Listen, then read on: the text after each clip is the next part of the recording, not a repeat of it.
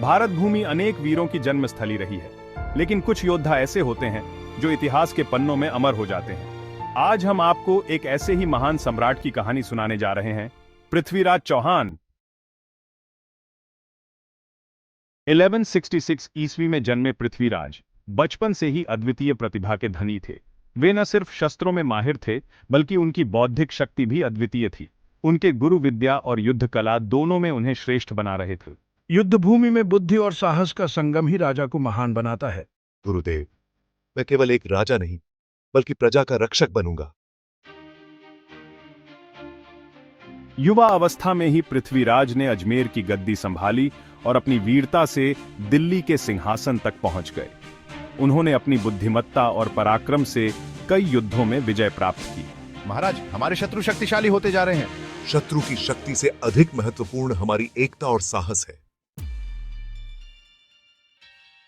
1191 ईस्वी में पृथ्वीराज चौहान और मोहम्मद घोरी के बीच पहला तराइन युद्ध हुआ। पृथ्वीराज ने अपनी युद्ध नीति से घोरी की विशाल सेना को हरा दिया।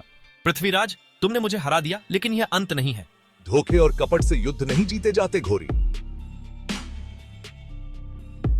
लेकिन 1192 में दूसरे तराइन युद्ध में घोरी ने कपट से पृथ्वीराज को बंदी बना लिया।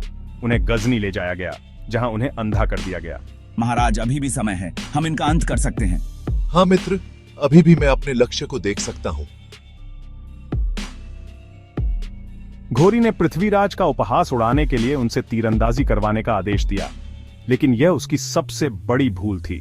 तुम अंधे हो चुके हो, अब दिखाओ अपनी तीरंदाजी। मेरा निशाना कभी नहीं चूकता घोरी।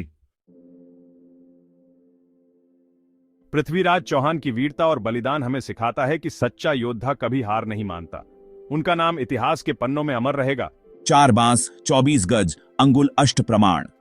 ता ऊपर सुल्तान है, मत चूको चौहान।